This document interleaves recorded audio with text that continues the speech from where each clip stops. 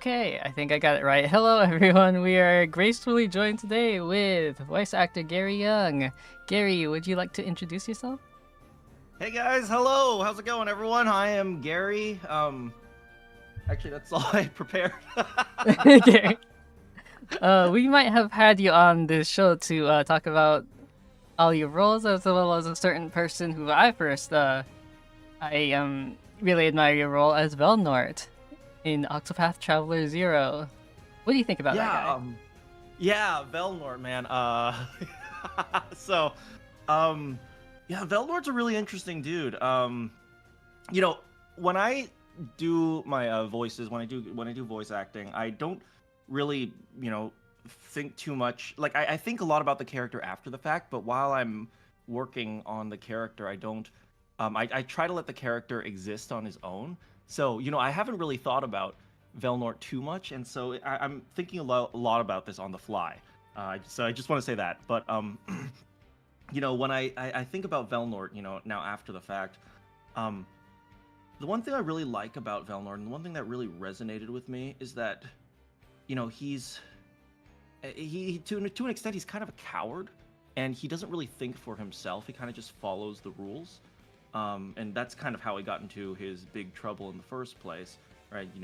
Follow the rules, nobody gets hurt, and he kind of feels trapped in that kind of conundrum that he has. And that was one of the things that really resonated to me, um, because so in my life, and it's not as maybe you can say it's not as serious as Velnort's situation, but I kind of grew up doing the exact same thing, following the rules. Like, I went down what I like to call the default path of life, or like the default path of success, if that makes whichever one you want to choose, which is I went to elementary, middle, and high school. I studied hard. I got good grades. I went to SAT class. I got a good score on my SAT. I went to college. I studied hard there. I applied for grad school, and then I graduated, and then I got a job. And that's like the most standard way to live your life. It's like every parent wants their child to follow that set of things. Like, I played the piano and the violins, like the most like standard academic way to live. And I often joke about this, saying that I'm not the person you want to date, I'm the person your parents want you to date. And Oh yeah. yeah, and so voice acting is one of the very first things I've done what that is off that path. And so, just like Velnort was flailing around when he decided to finally, start thinking for himself and, defying his orders. I kind of felt a little bit like that, as I was trying to approach voice acting. I felt like I was flailing around to still an extent. I still feel like I'm flailing around a little bit. Like, I mean, it's not as severe as Velnort, which is, his consequences are more life or death. But for me, I still feel kind of the same. Like, I still feel like, it's difficult sometimes to go against what is kind of like decided for you. And so Yeah. that was something that really resonated with me. Yeah, definitely. Like, there's been a lot of pressure on Velnor, and when he decides to finally go for what he wants, at first he thinks it's like disastrous, but like you sort of show him, you know, you help him alongside his journey, and I Yeah. really Yeah, and the one I really like the fact that he's a coward. Like, he kind of doesn't how do I put this? Like, he's constantly running away from his problems to an extent. Um and I think that's something that a lot of us can really understand. Especially, I don't know. I feel like I do it even more nowadays than I did when I was a kid. Back when I was younger, I felt like I could face everything. The older I get, the more I realize, well, I want to do this, but I also have taxes to pay. So, but yeah, I yeah. think that it's something that I think we all can understand. And that's one of those things that they kind of you don't really think about it in the moment when I'm portraying the character, but after the fact you can kind of think like, oh yeah, that's kind of yeah, I totally get that. So yeah. Yeah, I will say also I I like that you he sounds like you obviously, but like a lot more like scaredness in his voice. Like I know it's like kind of weird to describe, but you know how sometimes you can uh, sometimes you don't need to change your voice like too much for a character, but a little to the left, you know what I mean? Cuz Yeah, like Velmort yeah. to an extent is just me, just depressed. but uh, but yeah, he really is just mostly my voice. I think one thing that's really funny you say that because I met like I just met one person who recognized me as Velnort like a few days ago, and um, they were shocked. They were shocked that I wasn't like depressed and sad all the time. So Yeah, that's another thing that really it was so funny like watching your stream. I believe you do have the VOD on YouTube, right? yes, I do. Yeah. Yeah, so when I saw your like playthrough of Octopath, I was just like, "Oh my gosh, Gary's hilarious." I was just like, "Thank you so much Yeah, for I'm the so glad you follow." caught that. Yeah, it's on my YouTube channel if anyone wants to check it out. My YouTube Yeah. channel is pretty empty, but yeah, if there's that one stream if anyone wants to watch it.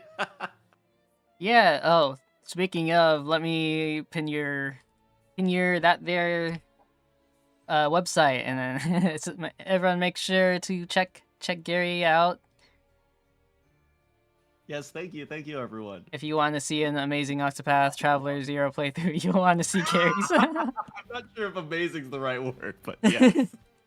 Yeah, you thought Gary only voiced Velnor, but that's not true. Gary actually voices everyone.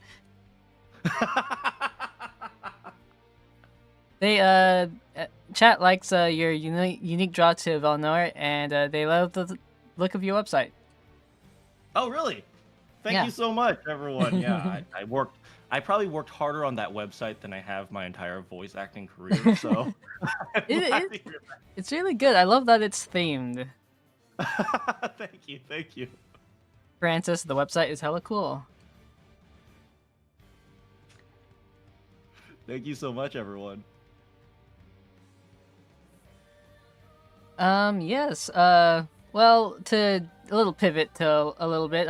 Is there anything you've been into lately, like media, shows, activities? Oh man, because of Octopath, I've been going down checking out the other HD2D games. I've been playing a Triangle Strategy. I'm a big strategy game fan. I really like strategy games. I really like management games. I like games with a lot of numbers. Yeah, can you tell I got my engineering degree? um, yeah, but I like games with lots of numbers, with probabilities and stuff like that. And a little bit sad for me is that strategy games have taken a dive in popularity over the past several years. So it's a little bit sad for me. But I've been playing Triangle Strategy. I like to think that being good at strategy games makes me smart. In reality, it just means you're good at strategy games. Yeah, but I pretend like it makes me smart. A guilty pleasure of mine recently. Do I call it a guilty pleasure? That's a good question. Like, I kind of have a belief, which is, um, guilty. You shouldn't have a guilty pleasure. If you like something, just like it. But, so I'm not going to call it a guilty pleasure. I've been playing the game Ark Knights Enfield recently, which I think people make fun of it for being mostly a factory management game. Yeah, and I've been optimizing my inputs and outputs and my and like materials and so on and so forth.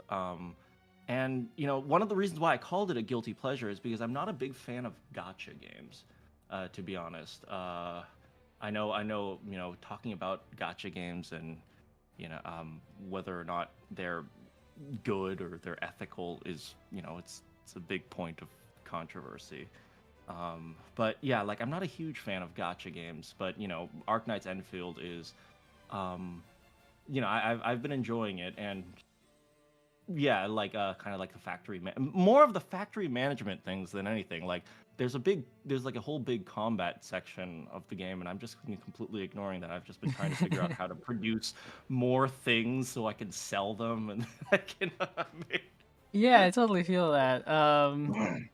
Let's see. I actually didn't know there was that aspect to the game, but I have heard of the game, and my a couple friends have been telling me it's good. Chat says they love tactic games, like they want to play Triangle Strategy. They love Fire Emblem. Oh, Uh, Fire Emblem! I yeah, love Fire Emblem, man. Do you mind if I rant on Fire Emblem? yeah, we love Fire Emblem. Let's hear it. Yeah. So yeah, the first Fire Emblem I played was the first Fire Emblem that came to the United States, which was Fire Emblem 7, right? I had this massive crush on Florina, who was this Pegasus knight. Oh my god. And yeah, she was like this kind of like sweet, cute, and shy Pegasus knight. I had a massive crush on her when I was like 12. But yeah, like you know, Fire Emblem was a game. That game, Fire Emblem 7, got through me through a really, really dark time in my life.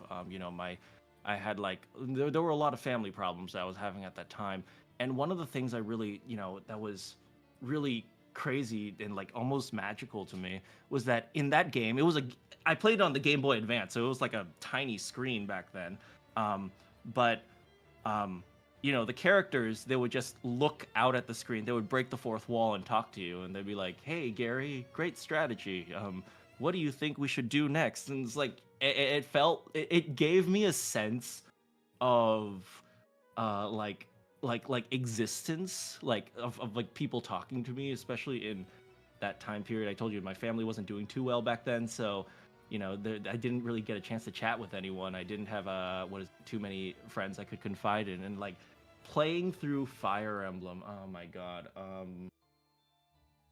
Yeah, and it's like it really it you know it you I sometimes forget that video games do actually can mean more than just sitting down and playing things. Like they tell stories and stuff like that, and it makes me I look back on Fire Emblem 7 very fondly, and also at the same time, like I just loved Fire Emblem 7, the world.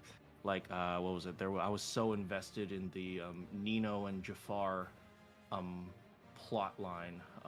Like God, that game is so interestingly written. There's a whole intrigue, political plot line with the countries of like Burn. I'm kind of just I'm sorry if I'm what is it, just talking in circles, but there's like this intrigue political plot line with Burn, and then the Black Fang, which was like a kind of like a militia group that eventually was taken over. It's like there were so many interesting pieces of like politics and world building in that game.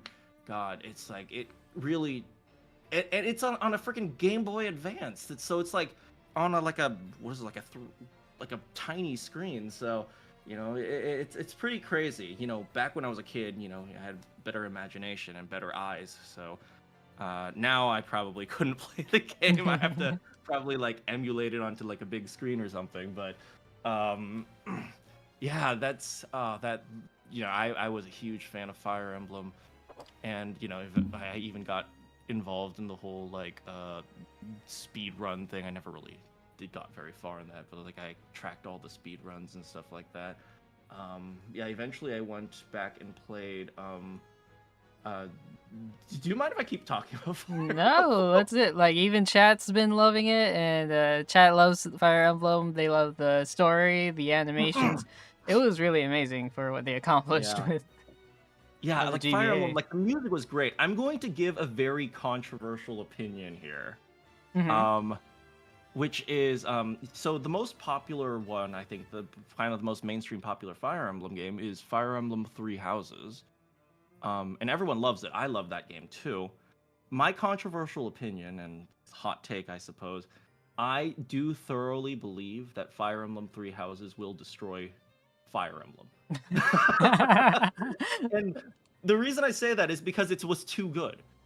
Um, Oh, yeah, it's one of the big problems where when something is too good, and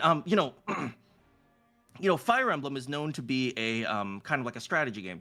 You move little characters on your little chessboard, and then you shoot your fire, or you attack with your sword. It's kind of like it's known mostly for the strategy component. Yeah. Fire Emblem Three Houses is the very first time I've seen my friends who hate strategy games. They played the game on like story difficulty or easy difficulty because they didn't want to play the strategy component. They just wanted to experience the story, and they wanted to like talk to the characters, do the whole like, it's kind of when you play it on story mode, it's essentially a dating sim with extra steps. So, Yeah. um, but yeah, so Fire Emblem Three Houses, what happened was that it was so good in all its different components. So it did the strategy part, I think, very well. There's a few hiccups here and there, but it also brought in a lot of extra components, story, exploration, the the marriage. I mean, the marriage system has been around since Awakening, I suppose, but they really doubled down on that. They voice acted just about everything in that game, and and as a result, there were a lot of people who were attracted to it for things outside of strategy. And, as a result, the Fire Emblem developers, they had to think about, okay, so what are we going to do next? Do we continue to cater to the mainstream audience, or do we go back into strategy? Because, like I said before, strategy is a very niche thing. As much as I hate to admit it, because I love strategy games, but strategy games are very niche compared to games like Elden Ring and action adventure games, which are very like if someone's swinging your sword, then you press the dodge button, right? It's very like Hmm. action oriented. There aren't too many people who like to do homework for their leisure, um, as a result, the developers are kind of forced into a situation of like, what do we do moving forward? And they're constantly going to be comparing to Fire Emblem Three Houses, which probably was their most successful Fire Emblem to date.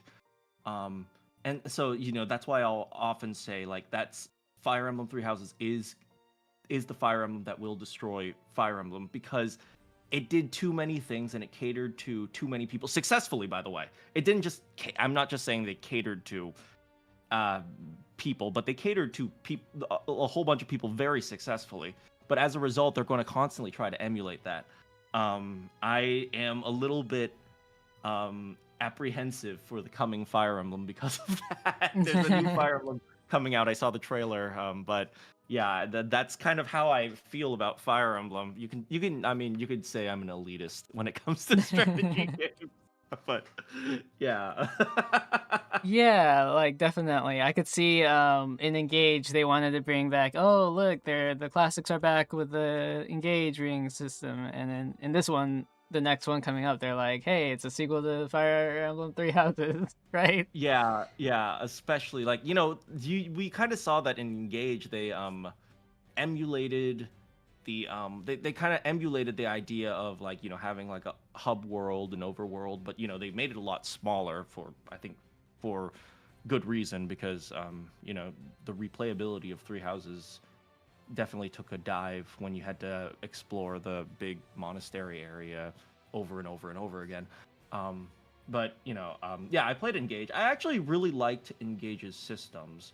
I wish they spent a little bit more time, not trying to just emulate Three Houses. It felt like Engage was just like trying to redo Three Houses. That's kind of how it felt. I did love Fram though. Fram was such a dork. Yeah. Yeah, um, definitely.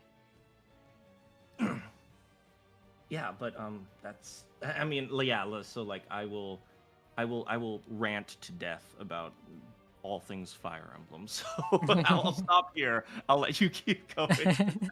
I was about to say, so welcome to the Fire Emblem podcast.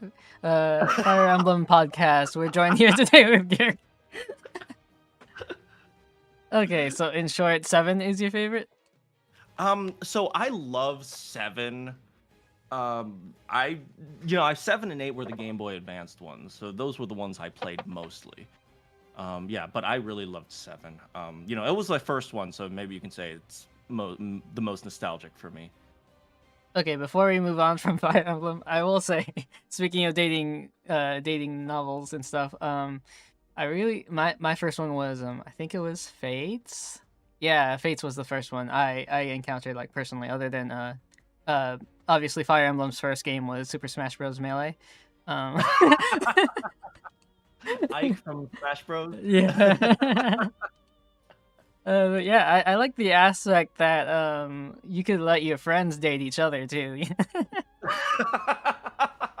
Yeah, so I remember, was it Awakening? I remember when I was playing Awakening. Um, God, I remember I was trying to date, I think it was Olivia the dancer, and then Crom comes in and marries her before I can date her. And I was like, what the hell, Crom? So yeah, so I thought it was hilarious that what is it? You could kind of play matchmaker with your with some of your allies in some of the, I think, the DS era Fire Emblems. But yeah, Yeah. it was yeah, I have mixed feelings about, Crom coming in and stealing my girl. Damn it, Crom, you're never fighting with them again. You're gonna be on your own. Yeah, okay, perfect. That's the note I wanted to end the Fire Emblem on. Okay, so a little bit of a weighted question, I guess. There's been Okay. speculation that you've been hooked up to torture devices to get your Valorant portrayal. I better uh, not comment on that because no, people might get in trouble. people like,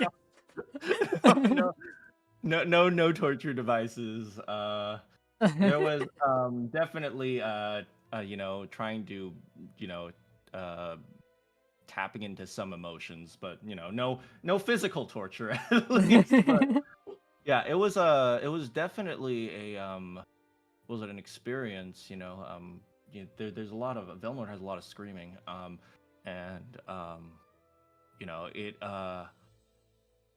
when you are, when you're portraying the character and you kind of start to get in a sense of where the character is. So often, during a recording session, I'll be, going through the script and trying to know um kind of where the character is, and then when you start to go through the script a few times, and then things start to click for you, and then you end up, kind of just letting the character, be the character. Like, I try to, like I said earlier, I try to separate myself. I try not to let who I am influence who the character is. I just let the character be the character.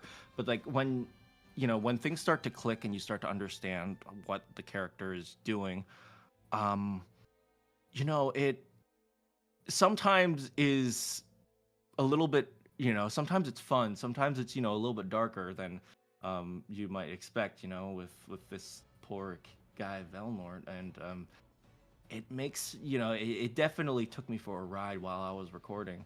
Yeah, I did. What is it? I think, yeah, I think I did actually, start crying in the booth. It was, but yeah, I mean, it was really fun to record him. But it's um, in the moment you can kind of start feeling some of the darker emotions. So yeah, no torture, but there was definitely something very real about that character. I think we've all been through dark things, and we don't like to exactly relive them. But at the same time, you when you relive them, the ideas, I won't say the character comes to life. I think that's almost disrespectful to the character, if that makes sense. But yeah. it's like the ideas or the concepts of the character start to really exist in the world of, Octopath Traveler. That's when things start to that's when things start to really feel real. And so, it's funny that you say torture devices, because maybe if you watched me like record you when I walked out of the booth, I was kind of a mess. uh you Oh might my really gosh. actually Oh thought no. that I was tortured or something. But So says they're glad to know no Garys were harmed in the making of Octopath Travelers.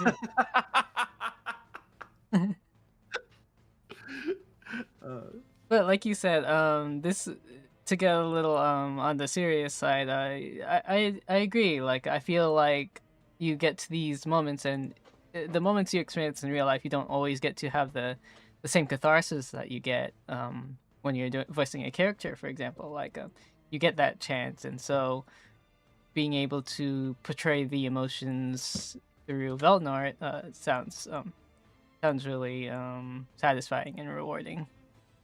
Yeah, it's it's satisfying after the fact. During the idea, you just kind of, I kind of shut. Does it kind of make sense if I say like I shut off my brain and just let, I kind of. It's hard to explain exactly, but it's like I kind of shut off my brain and let uh, you know what? Here, I'll give a really interesting analogy. So, when I think of a voice actor, I don't actually think of an actor. I more often than not think of voice actors like lawyers. That sounds weird, but let me try to explain that. Um, a lawyer's job is to ensure that their client is as represented as possible, right? You listen to your client and then you try to figure out what the client wants to say and then you try to communicate that as best you can. I sometimes feel like a voice actor is more like that. Is the kind of lawyer, I don't, not necessarily in acting, but more like you're trying to figure out what the character, the client, wants to say, and then you try to communicate that as best you can. So when I say like I shut off my brain, it's kind of like a lawyer. Maybe they want their client to do one thing, but then their client says, "No, I want to plead not guilty," or "I want to, sign. I want to write the contract in this way." And then it's your job to figure out what's the best way to do that for the client. And I think voice acting is the same thing. Sometimes I wish a character did something, but hey, it's not up to me. It's up to the character. You can even argue that maybe it's not even up to the writer. So I have a belief that the best writers, they don't decide what the characters do. They just create the character and let the character do whatever they want, and then the writer is just there to write it down. And that's a little bit difficult for that's a very difficult thing to actually do because you are the writer and in theory you do get to decide what the characters do. But same thing for the writers, same thing for the voice actor. Writers especially difficult, but like for the voice actors or the people portraying characters, maybe even the animators a little bit different, but the same idea.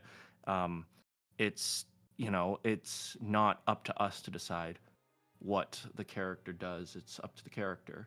All we get to do is just try to communicate that as best we can.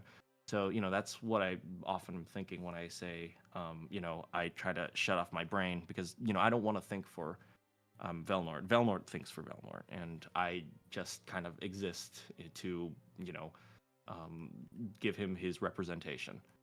If Oh that my makes gosh. sense. Yeah, Maybe definitely. a little philosophical, but No, that's why we're here. We're here to be philosophical and pick your brain. you know, that's a really amazing analogy, and Chad agrees. They love the lawyer analogy, and I personally, what you said about maybe not the writer decides is that's the first time I've ever heard anyone say that out loud because I felt that I was just like I never felt like writing as in me. It's just like I'm sort of saying what's the character is just saying, not me kind of thing. yeah, Sometimes it takes over and you know yeah. I think the best writers, like, like I think of like I don't know as much about Lord of the Rings as some of like the fanatics, but I do like Lord of the Rings. I sometimes feel like the best writers like Tolkien, they kind of just let the characters do what they want, even if it doesn't, like, even if it's not what the writer wants. hmm So I sometimes I think back to maybe a little bit nerdy, but I think back to what is it? The "You Shall Not Pass" scene. Gandalf sacrificing himself, and I sometimes wonder, yeah, did Tolkien actually want that, did um, or did he just let the character say like, okay, yeah, Gandalf is sacrificing himself. There's nothing I can do about that. So yeah. So I totally get that. Like writing, like I'm not as much of a creative writer as I wish I was. I'm just generally terrible with words, to be honest. But um, yeah, but especially when I talk to some really great writers, and yeah, I often think about these things about whether or not they even have control over their characters. Yeah, definitely. Chad agrees. Gary, this is kind of a this is related. Are you into TTRPGs by any chance? Tabletop RPGs. Oh my goodness, man. I was a forever DM for a very long time. Um, yeah, I was the only friend in my group who knew how to DM for Dungeons and Dragons. Yeah, I definitely played Dungeons and Dragons a whole bunch. Um, yeah, doing silly voices definitely helped with that. Um, yeah, I love a lot of the tabletop RPG systems. Dungeons and Dragons, obviously. I think that's the one that everyone knows. I was I never actually played a system called Shadowrun. Do you know Shadowrun? I've heard of it, but I haven't played personally. I haven't played it either, but I really like the idea of Shadowrun. You know what was one thing I really liked? Very very dark. Very we're about to go to a very dark place, but the one thing I really liked about Shadowrun is there were these drugs. They were called BTLs, Better Than Lives, and they were essentially VR headsets. And so what people would do is they would like buy these VR headsets, and they get super super addicted to living a life that was not their own. They got really addicted to pretending like they were someone else, and to the point where like they didn't want to go back to their own life because their own life was awful. I often totally dark stuff, but I often think back to that type of thing, especially since as a voice actor, at least a voice actor in who does kind of like animation video games sometimes. I often think back to fiction stuff, and I think to myself, how do I distinguish between fiction and reality, and where do we cross the line? Where do we draw the line on these types of things? So yeah, the tabletop RPG, a little bit. I took a little bit of a segue there, but yeah. What is it? Yeah, there are a lot of cool things that you can see in tabletop RPGs. Um, but yeah. So kind of that's where I stand on that. But uh, yeah, like I remember when I was growing up, all my friends wanted to DM because first of all, I was the only one who even knew like how to read the manuals. None of my friends knew how like none of my friends knew how to navigate player handbook, so they would just make up crap as they went along. It was like, oh, I cast my fireball, it does 60 damage. It's like, well, there are rules for the fireball. It's like, no, but I'm using so I would have to navigate that. I mean, we were like we were young. We didn't like to read. We just wanted to fight goblins and Yeah. save the day, right? So but yeah, oh man, I have some bittersweet memories about that. Yeah, but I loved tabletop RPGs. Yeah, I that's an amazing answer. Yeah, part of it is I like I told you I like the management stats and that. So I like the numbers, but I just like sometimes as a DM, one thing is kind of fun is just sitting there and not doing anything, just watching your players like flounder about. That's always fun for me as well. Yeah, yeah, definitely. Especially if do you usually have players who like to have their own like narrative and like do a little like character interactions with each other, Oh, the those are the party? best. Those are the best Yeah. players, man. Yeah, like those are the best. Like when they are willing to work with the like the universe that you make. they want to write a little story for themselves and stuff like that. Um, I will say the character, if you take that too far, like I've like a player who like in their very first session they came in with like 15 pages of backstory. I'm like, okay, and then you burn down your house. Okay, and then you met the Demon King, and it's like, okay, there's too much Okay. here. Yeah, there's definitely a fine line in between. Okay, you're giving me your pilot episode of your backstory as opposed to, working with the DM and the party. Yeah. Oh man, it brings back memories. Yeah, I guess I Oh, Yeah, sorry. yeah. What is it? I mean, I wish I had more time to just sit down and play. What is it? Tabletop RPGs, or like maybe like, you know, an analog to tabletop RPGs, MMOs. Like, oh man, Yeah. like, I mean, nowadays it feels like all the MMOs are just like scams. But, I didn't play World of Warcraft as much as I wanted to. That was kind of the big MMO, but I did play like a lot of the other big ones, like what is it, Blade and Soul, Terra. A lot of these other MMOs. I played what is it, Vindictus, like the Vindictus. yeah. And what is it? Being able to just hang out with your friends. Sometimes it's just sometimes it's less about the game and more about just like hanging out with your friends online. Yeah, definitely. Maybe we do too much online hanging out these days. Yeah. But yeah, like tabletop RPGs and um video games. I think, it's really interesting that they've evolved into a medium for socialization. Now, tabletop RPGs, they were always socialization, but it's kind of interesting to see how, some of these video games have evolved into kind of mechanisms for socializing rather than just being video games themselves. Almost like, and I kind of hesitate to say this, but if you look at like the amount of like socializing that lots of younger kids do on like games like Roblox and stuff like that. Like I try not to,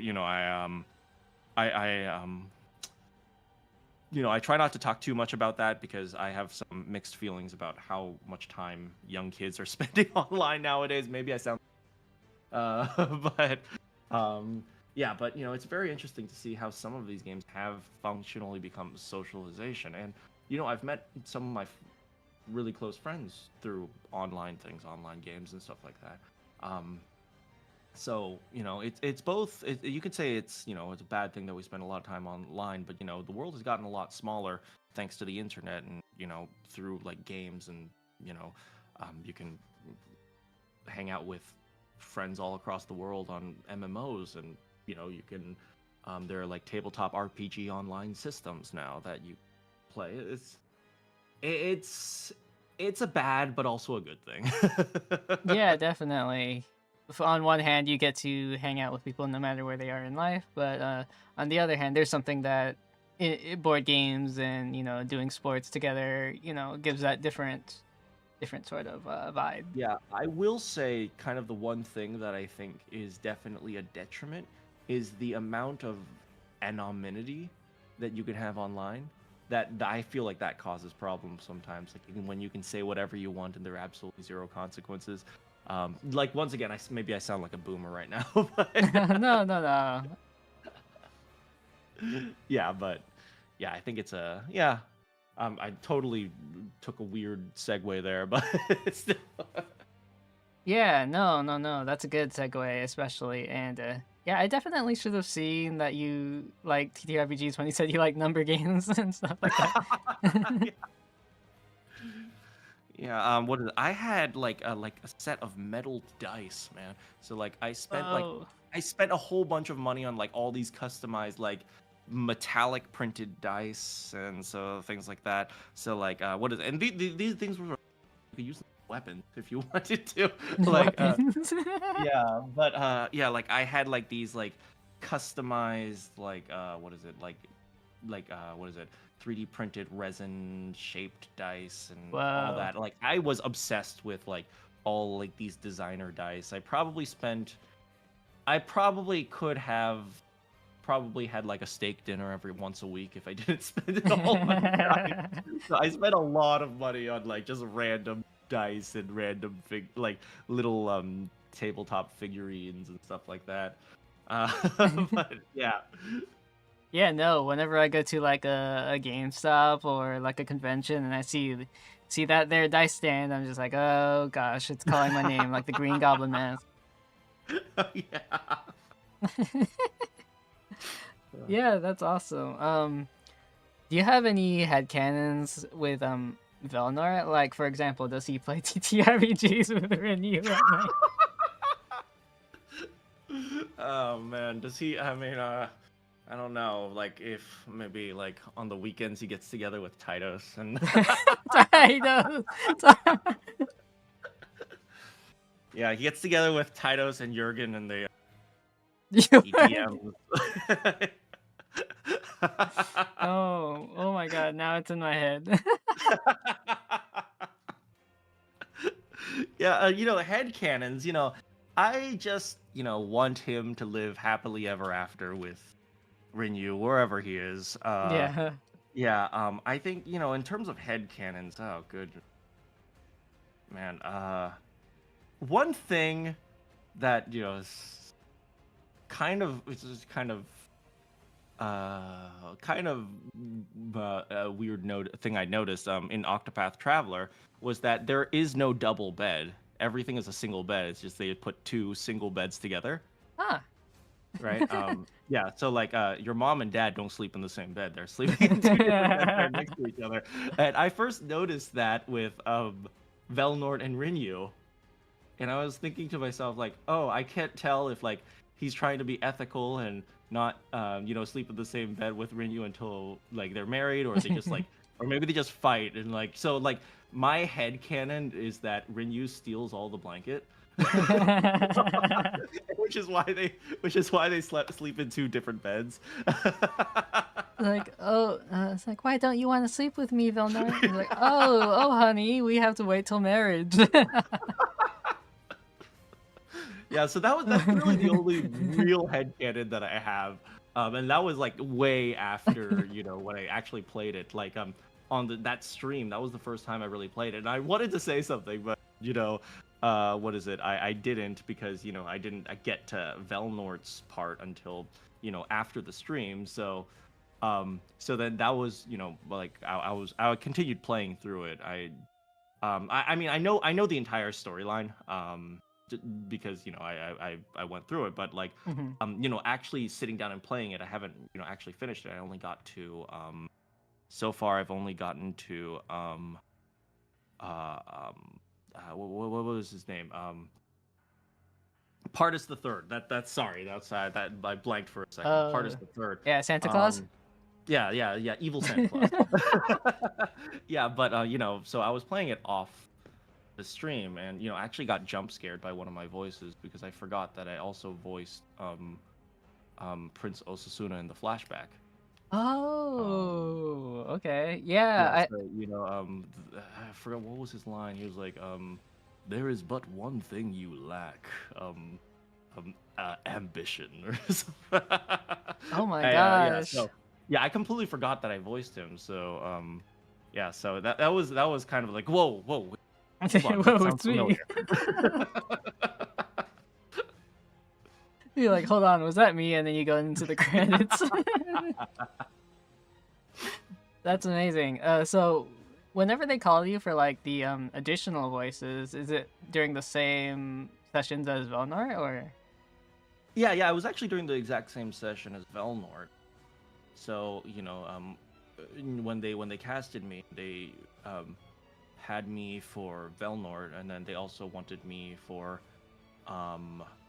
Osasuna, I guess, who becomes Partis, and then they also have me for a few additional voices. It's always fun when after you're finished recording a like someone like as pivotal as Velnord, and then afterwards they say, oh, and you're also going to be voicing townsfolk number 3 who is reacting to Herminia and her drugs, and you say like, I never heard of that before. What did she do? It's like, okay, well, now you're done with that character, and now we're voicing.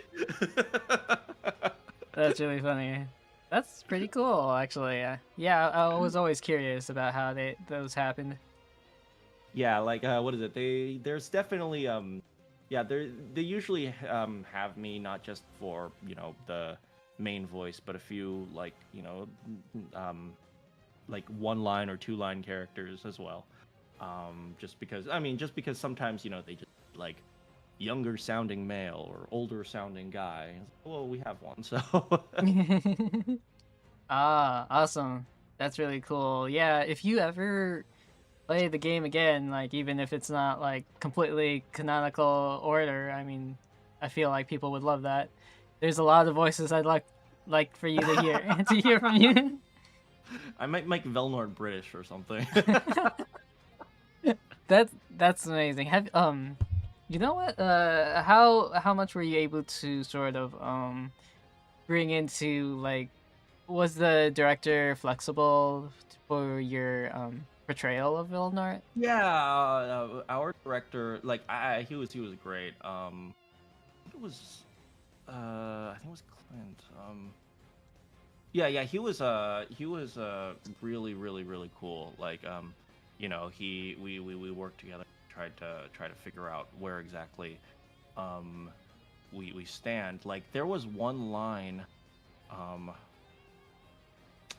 but that, what is it? When Velnort first, um, when Velnort first, was it encounters you, like at the very beginning, you run into like a zombie while Rinyu's just walking home, and that's like the very first boss that you fight in Velnort's story, just some random zombie guy. Um, and then after you fight him, the Velnort, he's thinking about the zombie, and he says, "But that man, his symptoms frightened me." I'm not sure if you remember that line. Mm-hmm. Um, that line, we took like 15 minutes to do that line.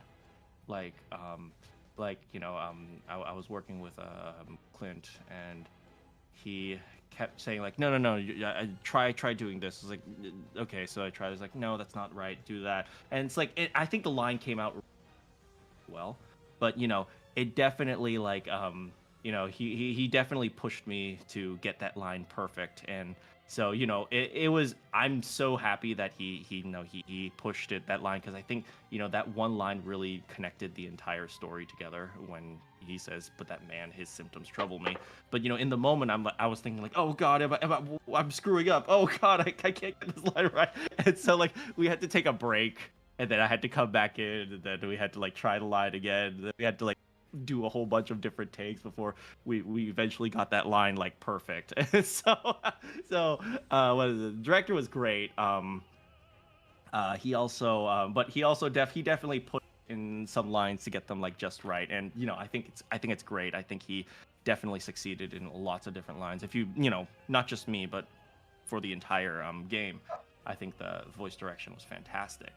Um, but definitely in the moment, I was thinking, God, how am I not getting this right? Oh God. Yeah, definitely. It's always the lines people don't expect to be like the most I guess hard to nail down. Yeah. Yeah, but I feel like you did an amazing job as a Thank you so Thank you. much. Yeah. Well, I suppose we can start wrapping it up. I do. If there's any questions, people are curious about, feel free to shoot at me because. Oh, is there a hard stop that you need No, I to? have no hard stop. I can go as long as you'd like. Oh, really? Okay. All right. So we're switching gears to the Fire Emblem podcast. No. Yeah, definitely. Do you feel like there's anything that you think people should check out? Where'd you say you were from? uh, oh, you mean like physically? Yeah, physically. Yeah, so physically, I'm actually from LA. So yeah, I spent my entire life in LA, and I went to what is it, UCLA for college. So like I never really left LA. Right now I'm in San Diego, but yeah. So like actual places I've been to. You know where? That's such an interesting question. I was just thinking about that not too long ago. When I was about to graduate from university, that was at the height of COVID. So 2020, 2021, and everything was shut down. And so a lot of my some of my restaurants that I really like to go to, they ended up shutting down. And that was such a sad time for me. But there's this one place in on Santa Monica. It's called Tokyo Fast Food. I went there like every single week while I was at Ooh. UCLA. Yeah, it's just a place for bento boxes, but Oh my gosh, that sounds. It sounds simple, but it sounds freaking delicious. you forget how good comfort food is sometimes. It's like, it's like standard Japanese comfort food, like fried chicken and rice. Mm. And it's like, but like, oh man, like I don't think there is a single culture out there that doesn't like fried chicken. I feel like you're right. There's so many different ways to prepare it, and I was just like, give me all of them. You know what I mean? Yeah. But like, yeah, oh man. Like, yeah, so I think it's one of my favorite places to go. Yeah, I've run into some weird people there. I ran into my professors a lot at Tokyo Fast Food, and that was always really awkward. That's so funny. Yeah, but yeah, I would. Oh man, now I'm getting hungry. Me too. I was just like, oh, it's looking about lunchtime where I'm at. Yeah, it's only 10 o'clock for me here, but I'm already. But, yeah, so that's one of my favorite places to go. To be honest, I haven't traveled around as much, ever since, the more after 2020, 2021, and everything locked down. I almost, became a little bit more of a shut-in, to be honest. And that was what is it? It was a little bit of a tougher time for me because I do like being, around. I'm not exactly an extrovert. I'm more of an introvert, but I do like being able to chat with people in person. So that was a really tough time for me. But one thing I did end up doing is I went down to the beach a lot during that time. And so, as someone who's local to LA, I actually don't really like Santa Monica beach. I don't really like Venice Beach as much as a lot of the as much as a lot of the locals and a lot of the tourists, because those are kind of like the major beaches that I go to. I went down to Hermosa a lot to play volleyball. And Hermosa is like a much calmer area. It's more family oriented. But as a result, it's a little bit further south than Venice Beach, or is it south of Venice Beach? Well, it's definitely south of Santa Monica. And yeah, so I would. I would just go there, and sometimes I just run on the beach. I need to go to exercise more, but I would just just run on the beach. Like those are kind of like things that I really like about where I live. LA is a really noisy place, but if you can wake up and go to like Hermosa at 7 o'clock or 8 o'clock in the morning, and just sit there and just had the sun is just rising. It's definitely one of the more tranquil times, more tranquil places, more tranquil times of my life. Yeah, man, I used to spend a lot of time in the beach when I was going to college. I played a lot of volleyball. I eventually had a back injury, and as a result, I couldn't play as much like competitively anymore, which was Oh. unfortunate. It's one of the reasons actually why I was capable of getting voice acting more, because I didn't play as much volleyball. But yeah, like my car used to be full of sand. So yeah. So if anyone, for a beach and you don't want to go to like tourists, I think Hermosa Beach is like a fantastic place just to like, just sit there and just, enjoy the sounds of life. I don't know what is the right thing to say there. Yeah, that sounds amazing. The ambience of the beach and nature, and like Yeah. seeing, like you said, the sunrise. That sounds really wonderful. Yeah, but it also requires you to wake up early. Yeah. Are you a morning person? I try to be a morning person. There's an emphasis on the word try there. Okay, we do have a couple of questions in the chat if you like. Yeah, sure, absolutely. Captain Troy Handsome asks, if there hasn't been asked yet. Oh, yep. Is there a franchise or a piece of media that you'd love to voice for in the future? Oh my god, that is a question, man. um, good god, give me like 5 seconds to really think about this one. Okay, yeah. When I say 5 seconds, it's a little bit longer than Okay, 5 seconds. here I could either stall for time with silly questions or a different questions on that. Oh no! What is it? You know, God. Um, I've always wanted to voice a Pokemon. Oh, that'd be amazing. that like really just like I don't care. I just like the idea of needing to say one word. Oh yeah, and then like different That was emotion. kind of the main draw, to be honest, of uh, Yeah. of Pokemon. There have been, I think about video game franchises. There have been a lot of like new franchises that have come up, and to an extent, I haven't really thought too much about some of the old ones. I was playing Persona the other Oh yeah. Persona 4. I played Persona 5 Royal. I never played Persona 5. People tell me I don't need to play it now that I've played the Yeah, Royal yeah. one. There's not there's Yeah, not but I much you're was missing without playing that. I was playing Persona 4 Golden just a little bit, and I still have that song stuck in my head. Da da da da da da da. Da, Right? da, da. Yeah. Or what like brown chicken, brown cow, chicken, brown cow. But like, yeah, I just find some of the voices really funny in Persona because half the times they're not taking themselves all that seriously. Mhm. Um, and I mean, it's a serious story, but like sometimes it's just not serious at all. So I've always, Persona is a really fun one for me to play through. I would love to voice in one of those games. Just a bunch of high school idiots acting like idiots and then also trying to save the world. I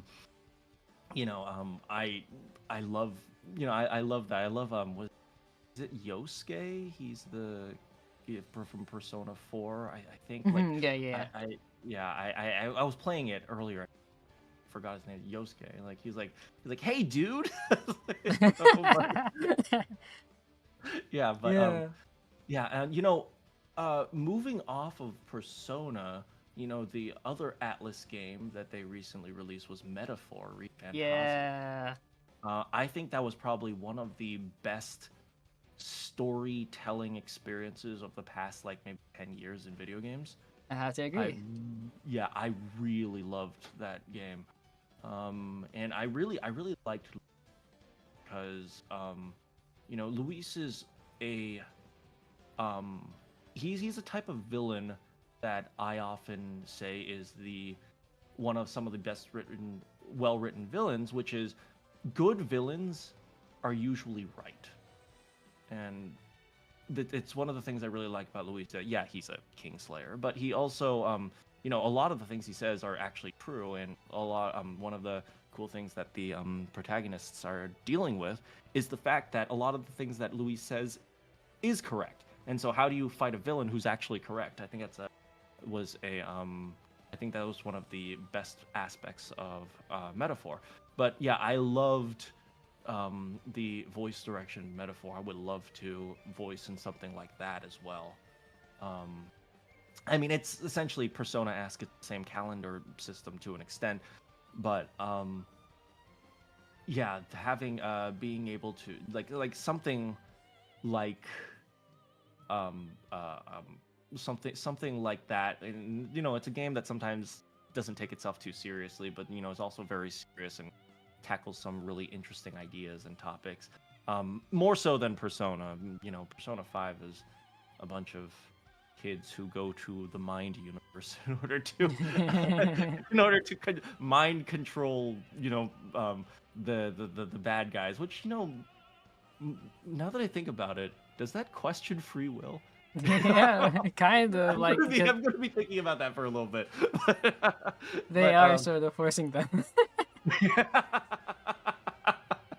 yeah, but definitely something like metaphor. I think I would love to do. I would love to voice in one day. Um, One game that I pretty much know I won't ever voice in, but would be fun, is I was playing Resident Evil remake not too long ago. Um, Ooh, Resident Evil. yeah, and I was just thinking, damn, Leon's so cool. I'm never going to be cool enough to though. But I would have loved to do like kind of like be able to portray a badass character like that. But I'm a little bit too happy to be able to pull off some of Leon's one-liners. I went back and I played the old Resident Evil 4. I'm so glad they remade it. I forgot how about the quick time events in the original Resident Evil Oh my 4. gosh, But, quick time events, yeah. yeah, but like when his name freaking I forgot who's the guy with the powdered wig. But it's Oh not. yeah, yeah, yeah. I know who you're talking Yeah, about. yeah, he comes in and then like what is it? Leon goes, "No thanks, bro." Is like the cheesy one-liner, like it's kind of like a 1980s style one-liner. But like, when did Resident 4 come out? It came out. I'm actually hold on. I want to look it up. When did Resident Evil 4 come out? Yeah, it's like, what is it? No, not the remake. January 2020. No, sorry, 2005. Man, that was Oh a while my back. god. Yeah, so that's making me feel old. But yeah, like what is it? It's all those cheesy one-liners. Like what is it when Ada when Ada like she uses her grappling hook away when she gets off the boat, and I think what's his name, Leon was like, it's you never hear that nowadays. Very politically correct now. Like you would never hear Leon go women like that Yeah, he's anymore. just like, But those cheesy one-liners were like, oh man, there were some of the highlights.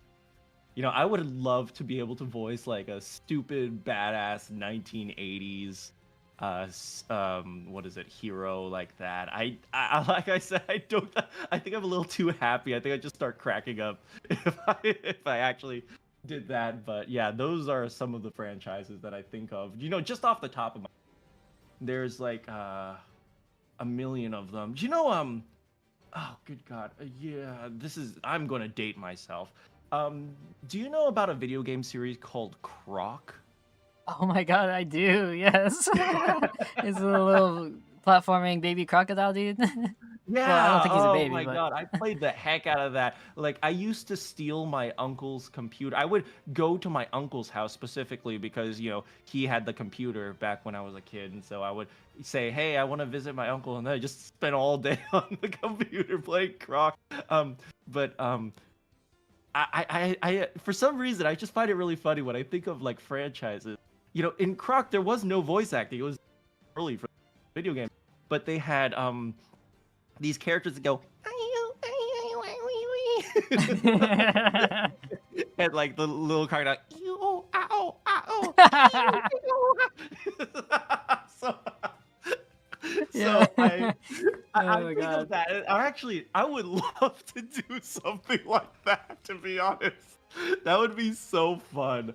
um I will I will say what is it? Actually, one of my very first voice acting jobs was to record myself saying, and excuse my language, to record myself saying "bitch" 10 times in Japanese. That was a job. I got paid $20 for that. So it's just 10 takes of me going, "Oi, Tim." Yeah, That's so that really was my good. very first voice acting job. So ever since, because of that, I like these little like environmental shortcuts or environmental like background sounds like croc, not really having these lines, just little grunts. There's something really nostalgic about that to me that I love. I grew up, when I played like Super Mario 64, right? The only things he says is "It's me, Mario." That's like the only line he has in the entire game. Or yeah, maybe that too. You have a really good Mario impression. Thank you. So I think of Yeah. like the voice acting back in the day when they had limited resources, limited hardware to store. Like video games back then were super primitive, and so man, so I kind of want to voice in something not really. I guess it's not really a franchise, but maybe like more of like a kind of like an old school type of thing where I could just do a few environmental sounds, and that's like the entire like that's the entire cast. It's like yeah, so those are like really fun things that I think of.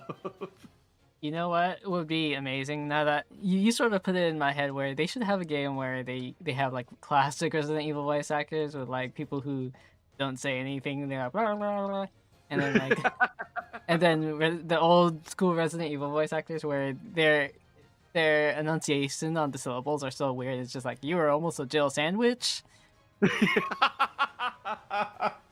Yeah, back then there were like, there was limitations. You had to pronounce things certain ways in order to get it to like digitize correctly, or I don't know the exact Yeah. technology, but it's like, oh man, back then the things were different back then. If you ever go back to watch the old like Transformers cartoons, like the really really old ones, like you'll hear like people like they sound like, okay, Megatron, let us go to now together. And so like so I look back and I see how some voice acting has changed, and people spoke certain ways, talk certain ways. It's so different now, but Yeah, for sure. it's definitely fun. Our next question, also by Captain Troy Hansen, was what kind of software degree did you have? Engineering? What kind of software do you? Oh boy, fun one. Engineering, sorry. Uh, yeah. Engineering definitely. I got my master's in electrical engineering, and in I think 2021, I got my my PhD in like AI speech technology, which was kind of an interesting. So that's an interesting one actually, because I okay, so I always preface this. There are a lot of people out there who use a PhD as like as kind of like a what is like a symbol, or like what is a symbol or a criteria, or some sort of like status symbol or something like that. I'll tell you guys a dirty secret. You don't have to be smart to get a PhD. I'm kind of proof of that. Yeah, but there's a lot of stupid people out there with their PhDs. Yeah, so I studied. I was actually an AI specialist, so I studied speech technology and AI, kind of very specifically for children's education, but I mean it doesn't have to be for children's education. The technology is applicable everywhere. I was just I was applying the technology to children's education, and it's one of the interesting aspects of my career in voice acting. Yeah, so it's actually a really interesting question, because right now there's a big AI scare, in the arts in general, but yeah, I guess across the board. But especially with the arts, there was a whole strike about it in 2025. Um, yeah, but so I'm definitely one of the few voice actors that isn't all that scared of it because I kind of I understand it a lot better than most. I'm actually what is it? I'm actually an expert on this type of thing, and yeah, it definitely, definitely people are a little bit more wary of me because, they think I'm like some sort of like AI engineer. Like I actually don't particularly care for AI in the arts, but there's a lot of uh there's a lot of scares about AI specifically because there are a lot of people who don't really understand it.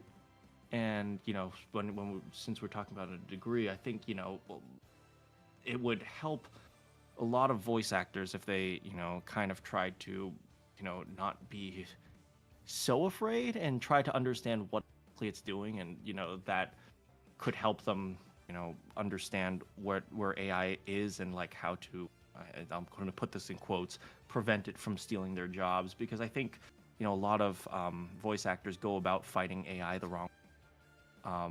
They do a lot of like social movement and stuff like that, and there's a way to fight it in a more simple technological way, which is just to well, it's a little bit complicated, but so maybe it is a little bit more complicated. Like, can't expect all voice actors to be experts on AI, obviously, but yeah, it's definitely something that I look at the field very different because I started from more technology side, more science side. So a lot of my early research in the field was actually things like understanding like um, how your voice physiology. So I took a lot of X-rays and Wow. ultrasounds of people speaking.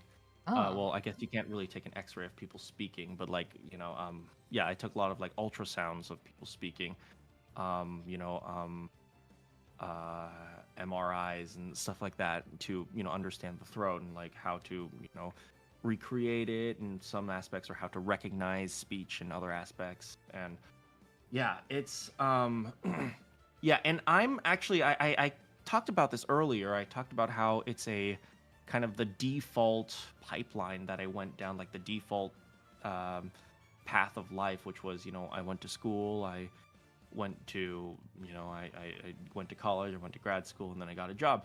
But very specifically getting my degree in like speech stuff, it really helped me have like a solid foundation, even if it's not like necessarily like a directly related into voice acting. It helped me understand the surrounding technologies. It also helped me understand the kind of the evolution when it comes to AI, and how that's going to change things, and how I personally um I think that if the voice actors I think the voice actors being afraid of AI is doing more harm than good. I'm not saying they should use AI. That's not what I'm saying at all. I'm just saying um maybe don't talk, maybe don't retweet every anti-AI post on Twitter, because I feel like that kind of like talk does a little bit more harm in understanding how AI works than a lot of other things. But maybe I should keep some of the remaining things I was saying to myself, unless I get for fear I get in trouble or something. Oh no, I definitely feel where you're coming from, especially since you said you've studied you've come from that background before you've gotten into voice acting.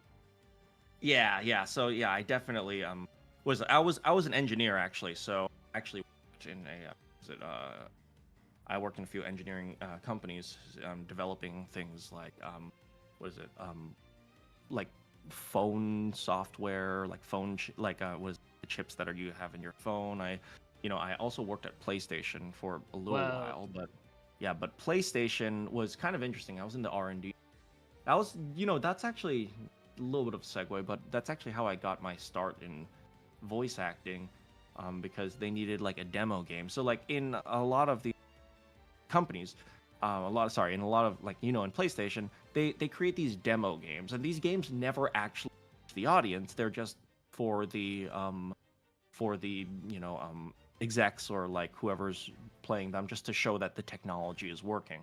So it's like if you want to test your microphone, create a game that says like, I don't know, about like controlling a monkey go over there and something like that. So yeah, so I did a lot. So I helped with some of the demo games, and and I just voiced that. And so to an extent, so a lot of people don't realize this, that I got my start in voice acting 2015 maybe. So like that was still in school then. I was doing an internship at PlayStation, but yeah, like so I didn't exactly just like appear out of nowhere. Like I actually I started very slowly in 15, and then I didn't do voice acting for a while. Eventually I graduated, tried to restart everything from there. But yeah, yeah, so yeah, a lot of technology stuff in my in when I was doing things like when I was in college. And I'm just thinking back to what I said about tweeting. There's a lot of just in general Twitter, when we talk about technology, there's a lot of stuff that people like to talk about because it's like a hot topic. But Mhm. yeah, so I feel like people are quick to retweet, but not fast enough to sit down and try to read and understand what everyone's doing. I come from a super a PhD in mathematics, so you kind of understand like where I was when I was like, okay, well now I have to make sure I get my PhD, and I have to make sure I study hard, because that was where my dad was from, and I appreciate it, by the way, like my dad pushing me to ensure I got good grades. He was the type of dad who would say like, as long as you do your best, it's okay. But then whenever I got a B, he was like, well, you didn't do your best, so, so uh, Well, that's what B but stands for, best. I'm just kidding. no, for my dad, B was bad. Yeah. Yeah, so but yeah, so I am a very I'm not sure if you've even noticed it interview, but I'm kind of a slow thinker. It comes to an extent from my academic background, which is like I really think things through really carefully. Like I'll like stop, and then I'll like, no, wait, maybe like this, no, actually like that. I think I said that during when I was talking about like guilty pleasures, in fact. But um yeah, so I was talking about for like Twitter. I wish more people would would stop and think a little bit. But then again, people sometimes they compare talking to me with like waiting. Like wait is like, okay, get to the point please. And I'm like still thinking, like, well, so so yeah, so the academics, when you're asking about what I studied, a lot of it is very interesting to like see how like what I studied ended up being a little bit part of my personality. And just maybe not even just studying, but just like the academics in general. I just kind of just think a lot about things now. I think too much. Some people say I overanalyze a lot, but maybe that's good for understanding characters and all that. Yeah, no, it's definitely good to a lot of the times, people want like even in terms of games, you want just go go go, action games and opposed to like we said, strategy games, tactic games and like town building. Yeah, but I mean, I can't blame people. Not everyone wants to crunch numbers for their leisure activity. Yeah, my dad does Sudokus for leisure, so so that's kind of where I come from. But so yeah, but man, I sometimes I wish we could like chat a little bit more about like slower, like what is it? Just like carefully analyze things. I feel like whenever I talk to people nowadays, it's very like, okay, what's the next topic? Whereas, I'll spend like 15 minutes talking about like the dating sim aspects of Fire Emblem. Yeah, that's why I was just like, I usually like letting people keep talking where they were because clearly, it's not a, it's a thing we could keep talking about. Yeah, Yeah. silly great Fire Emblem talk. Yeah, this is our now Fire Emblem podcast. No, yeah, it's good to have the methodical approach. We don't always have to be lightning fast. Topic after topic. Unless that topic is about who you're most into in Fire Emblem. Yeah, and I will say this is has definitely been a bit of a struggle when it comes to voice acting because I definitely approach life a little bit differently than a lot of voice actors. I don't mean this in insulting, just but I definitely approach life more like systematically. Like I will like approach things very scientifically. And a lot of artsy people. Maybe that's a little insulting to them. I don't mean it. I don't mean it to be insulting. There are a lot of like people who are in the arts. They're like very like free form. They just kind of like go with the flow. I'm a very like I need to ensure that this schedule has been set at this date, and then I have to make sure that okay, so what exactly are we trying to pinpoint in this particular character? What are we trying to do? And they're like, and when I was doing voice acting coaching, voice acting lessons, there are a lot of people who would say things like, "Oh, you have to try to imagine things, try to feel it," and I was just sitting there like, "What the heck does that mean?" so, so, yeah, it's definitely been a little struggle to try to get along with kind of the more actor art types of people, especially coming from like a science background where I am. I do enjoy spending time with them, but I do also understand that our personalities clash a lot. Yeah, I definitely feel that, but it's good to have like different approaches. Definitely, especially you're clearly in like both worlds at this point. I feel. Yeah, and I will say, I feel like, and maybe this is a bias on my part, I feel like, just acting in general or voice acting in general, as I start to understand the industry even more, has been stuck, stuck a little bit too much in kind of a more like emotional approach to things, like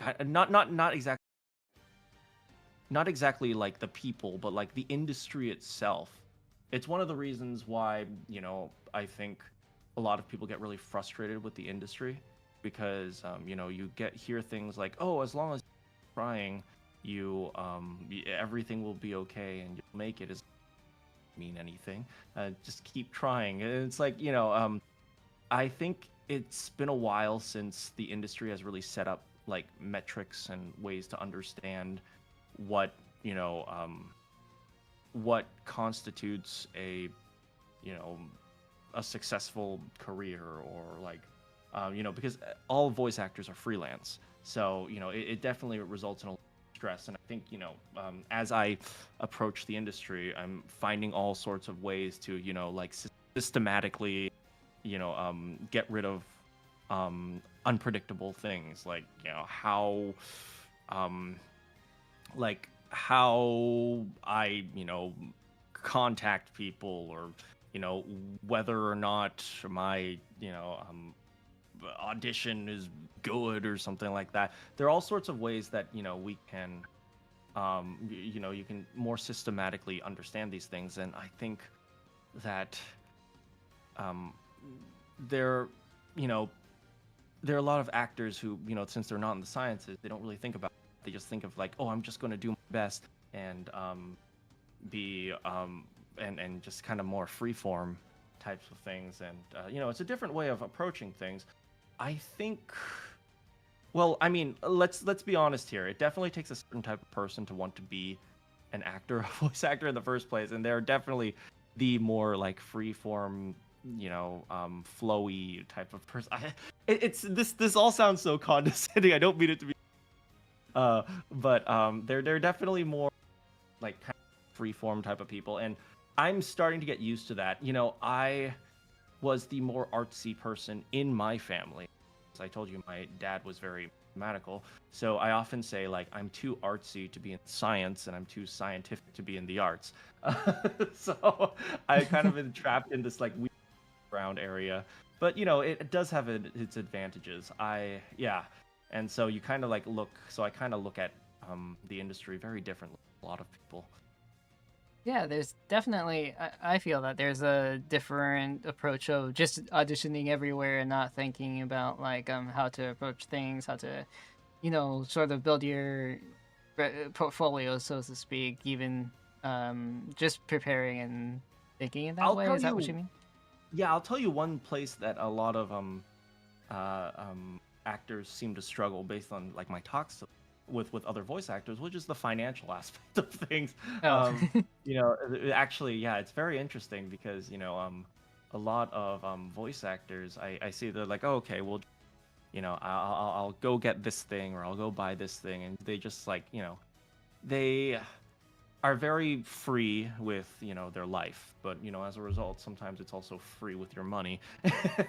So I feel that. whereas I live a people sometimes call me a hermit, to be honest. um I spend money on clothes, food, um rent, and that's it. Like I don't really I don't really do anything else. Like my leisure is going outside and walking around, or like playing video games. And I mean, I guess I spend money on video games, but like I have a huge like backlog of video games that I have on my Steam account that I'm planning on playing anyway. So I probably don't have to spend money on video games for another like 5 years. Yeah. So yeah, I have a very like have a really really really simple life. I don't I don't go out, and I don't go to town. I don't go to the club. I don't go to I barely watch movies now. Want to watch movies, I'll just steal my friend's Netflix account. So yeah, like yeah, I don't know. Like it's like I think both ways of I think you need both. And I think it's definitely an interesting balancing act. But if you look at the sciences, like if you look at the really really really hard sciences, like really like devoted engineering, Google and stuff like that. Well, Google, besides Google and Amazon and Facebook, that, but like like defense companies, like people that develop missiles, or maybe like wireless cell phone companies. You look at all the engineers; they're the types of people who just don't talk to anyone.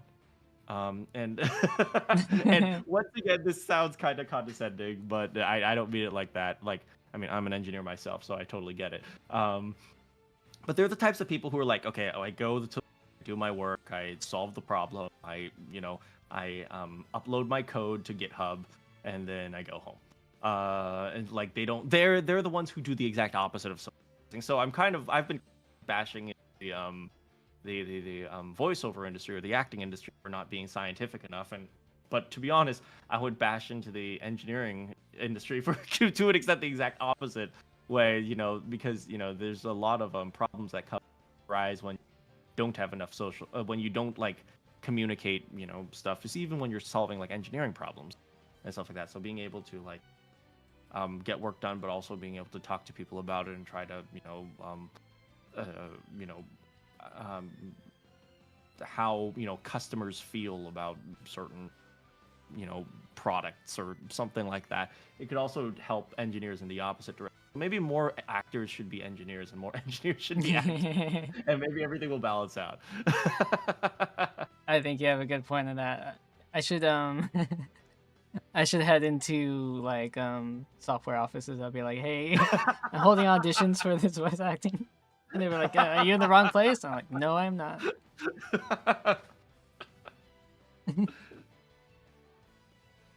All right, I think let me check.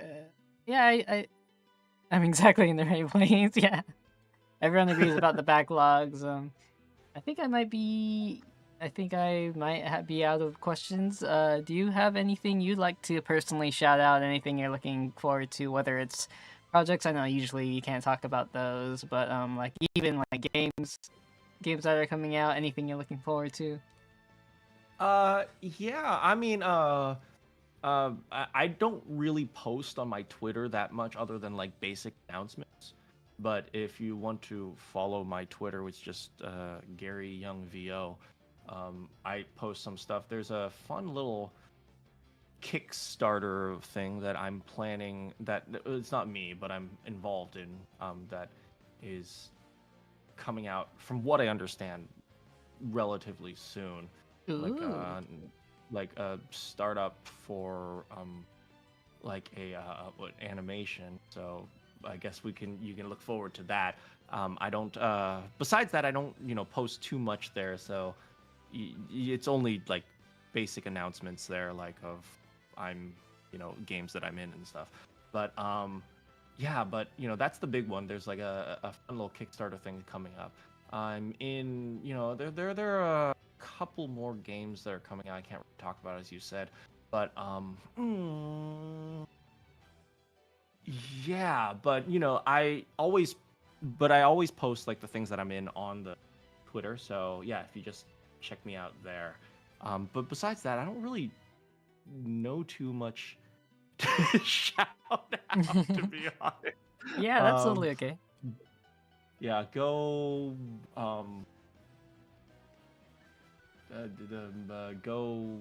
buy some Square Enix game. I'm Yeah, not sponsored by Square you Enix or know, anything, but if they make a triangle strategy too, quadrilateral strategy, they should get you in there. Octagon strategy, Yeah, hexagon octagon, strategy.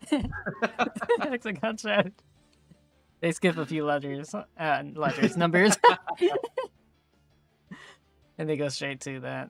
Yeah, definitely. I hope I hear you in Octopath Traveler 3, 4, 5, 7. Hopefully, yeah. Yeah, yeah. Square Enix, you did good with your casting. That's for sure. I can't believe Yeah. Gary's Stia and the Chosen One and Tydos. Yeah, I just voice everyone. For Totally random, but that's one game I've always wanted to voice, is that type of game where it's just like one person, and I don't know if this will ever be a game, but it's just one person voicing one, and it's just like in the most stupid way possible. I would love to do that. I would absolutely love to just be the voice of every character and just be as dumb as possible. Like when you're reading books to kids, and like I don't know if you've ever like read stories to like little kids or something. I actually, when I was younger, I used to volunteer at like kid centers, and so as a result, I would like read. I was in charge of story time because I wanted to do story time. But yeah, I would like do stupid voices for the kids, and so that's always what I wanted to do in a video game. I don't know how. I don't have no idea how everyone would implement it, but like if your voice sounds really stupid, but it's like I would love to do that at one point. yeah, that would be amazing. For those who don't know, Gary's has playthrough of Octopath Traveler on his, not a full playthrough. I think you were like the first few chapters. Yeah, just like chapter 0 and 1. Yeah, it's a great time. He voices everyone. Yeah, check out his website. Have that pinned. Gary, thank you so much for spending the time with us today. No, thank you so much. Yeah, thank you so much for having me. I love here. All right, and next on our podcast is Fire Emblem and TTRPG with Gary. All right, everyone, have a good day.